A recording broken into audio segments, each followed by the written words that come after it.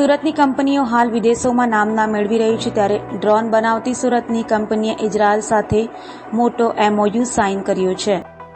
સુરતીઓ હવે વિવિધ ક્ષેત્રે આગળ આવી રહ્યા છે, ત્યારે સુરતની ડ્રોન બનાવતી કંપનીએ ઇઝરાયલની કંપની સાથે ખૂબ જ મોટો અને મહત્વનો MOU સાઇન કર્યો છે, જે ખરેખર સુરત જ નહીં પરંતુ સમગ્ર દેશ માટે ગૌરવની વાત બની રહ્યું છે.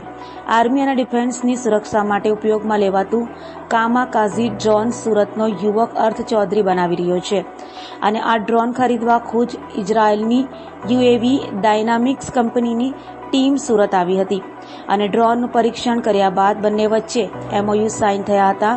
ત્યારે આ કામાકાઝી ડ્રોનનું શું ખાસિયત છે અને કઈ રીતે ડિફેન્સમાં તે ખૂબ જ મહત્વનું સ્થાન ધરાવે છે.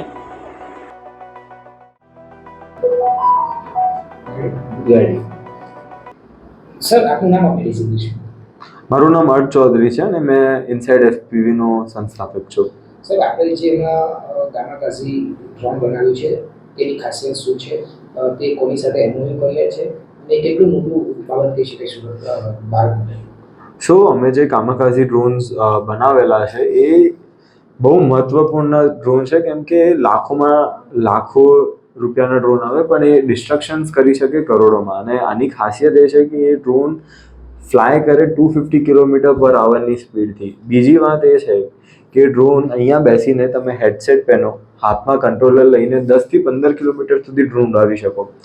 તો આ ડ્રોન્સ તમારે ફર્સ્ટ મૂવર રિસ્પોન્ડન્ટમાં યુઝ થઈ શકે, કે આપણા જવાન જતા હોય એના પહેલાં ડ્રોન જઈને જે ન્યુટ્રલાઇઝેશન કરવા એ ઇઝીલી થઈ શકે. અને આ ડ્રોન્સ ડ્યુરેબિલિટી અને જે રોબસ્ટનેસ હોય એટલી હોય કે તમે આપણે લેપટોપ બેગમાં પણ લઈને જઈ શકો. તો આપણે જે જવાન હોય તો એમને એવું નથી કે એમને બહુ વધારે સામાન લઈને જવું પડે. So that's the best part of kamikaze drone. તો આપણે જે MOU કર્યા છે એ ઇઝરાયલની કંપની છે UAV ડાયનેમિક્સ, એમની સાથે કરેલું છે MOU. અને એ MOUનું તાત્પર્ય એ છે કે હવે ઇન્ડિયન્સ પાસે અને ઇન્ડિયાની જે કંપનીઓ છે એ બહુ વધારે કરે છે, બહુ સારું કરે છે, પણ આપણે ડ્રોનના માટે MOU કર્યું છે કે આપણે જે ઇન્ડિયન ડ્રોન છે હવે એ ઇઝરાયલમાં વેચાશે.